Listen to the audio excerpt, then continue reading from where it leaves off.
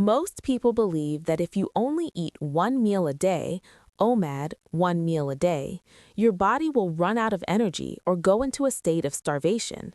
However, the reality is quite different.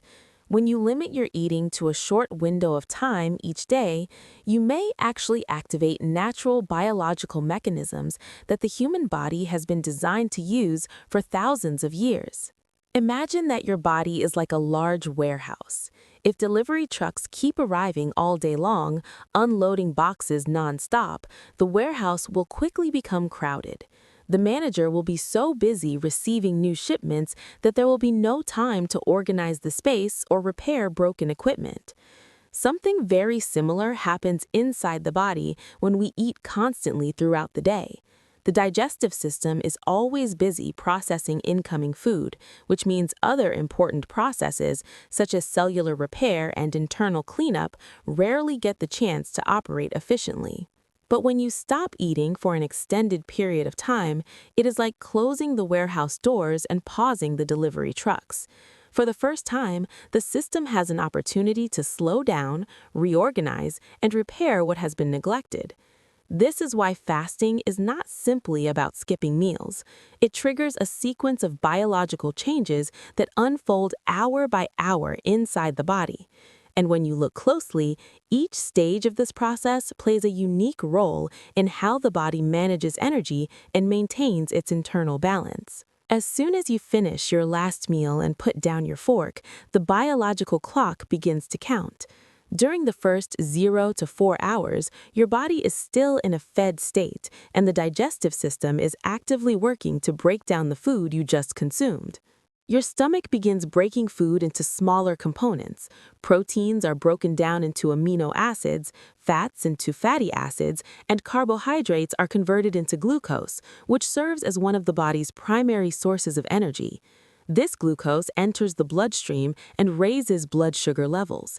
In response, the pancreas releases insulin, a hormone that acts like a key that allows glucose to enter the body's cells. You can think of insulin as a one-way gate for energy. When insulin levels are high, energy is directed into the cells to be used or stored, but it does not easily flow back out. Because of this, when insulin is circulating in the blood, the body is not focused on burning fat. Instead, it prioritizes using the energy from the recent meal. If there is more glucose than the body immediately needs, insulin directs the excess into the liver and muscles, where it is stored as glycogen. Glycogen works like a short-term energy reserve, similar to keeping cash in your wallet that can be used quickly when needed. During this stage, most people feel completely normal. The body is simply running on the energy from the meal that was just eaten, and all systems are functioning in their usual way. However, an important detail is that while insulin remains elevated, fat cells stay largely locked, meaning the body has not yet started using stored fat body as fuel. That shift typically happens later, once insulin levels fall and the body begins searching for alternative energy sources. After about 4 hours since your last meal, the body begins to enter a new phase. By this time, much of the energy from the meal has already been processed, and blood sugar levels gradually return to a normal range.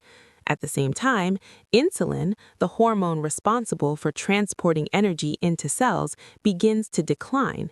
As insulin levels drop, the body no longer receives the same steady supply of energy from recently consumed food. Around 6 to 8 hours after eating, many people start to notice the familiar signals of hunger. Your stomach may begin to rumble, and you might feel a slight urge to look for something to eat. This sensation is largely driven by a hormone called ghrelin, often referred to as the hunger hormone. When the stomach is empty and the body senses that no new food is arriving, ghrelin levels rise and send signals to the brain indicating that it may be time to eat. Many people interpret this feeling as a sign that the body is running out of energy. In reality, it is usually just a natural biological response, especially for individuals who are accustomed to eating several meals throughout the day. During this stage, the liver begins to access its stored energy supply in the form of glycogen. Glycogen is broken down and converted back into glucose, which helps maintain stable blood sugar levels and keeps essential organs functioning normally. You can think of this process as withdrawing money from a reserve wallet that the body has been storing for situations like this.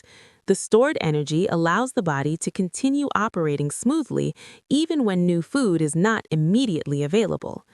Throughout this period, the body is still not primarily burning fat for fuel. Instead, it's relying on these short-term glycogen reserves.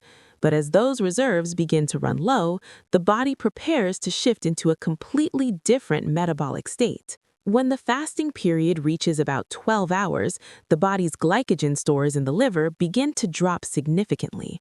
At this point, the body needs to decide how it will continue supplying energy without receiving new food. Since there is no incoming source of glucose from meals, the body cannot rely on food-based energy any longer. Instead, it activates a survival mechanism that humans have relied on throughout evolution, using stored body fat as fuel. During this stage, insulin levels fall to a lower baseline. When insulin is low, an important enzyme known as hormone-sensitive lipase becomes active. This enzyme acts like a key that unlocks fat cells. Once these fat cells are unlocked, they begin releasing fatty acids into the bloodstream. These fatty acids can then be used by various tissues and organs in the body as a new source of energy. In simple terms, if your body was previously running on energy from the food you ate earlier, it is now running on its own stored energy reserves. This shift is a crucial turning point during fasting. From this moment on, the body becomes less dependent on immediate food intake and starts utilizing the fat that has been stored over time. This is one reason why many fasting-based eating patterns are associated with fat loss. When insulin remains low and fat stores become accessible, the body can more easily tap into those reserves to maintain energy levels. However, this metabolic transition does not stop here. As fasting continues, the body moves into another stage where energy production changes again, leading to noticeable effects on brain function and overall energy stability. Between 14 to 16 hours of fasting, many people begin to notice a significant change in how their body feels. Earlier in the fasting process, hunger may appear and disappear, but during this stage, something interesting often happens. The feeling of hunger frequently becomes much weaker. This occurs because the body has already started shifting away from relying on glucose and glycogen. Instead, it is now using stored body fat as a more stable fuel source. When fat cells release fatty acids into the bloodstream, the liver converts part of these fatty acids into molecules called ketones. These ketones serve as an alternative energy source for many tissues in the body. The brain, in particular, benefits from this shift. Although the brain cannot directly burn fat, it can efficiently use ketones for energy. Once ketone production increases, the brain begins to run on this new fuel source. Many people report that during this stage, their mental clarity improves. The feeling often described as brain fog may start to fade and focus can become sharper.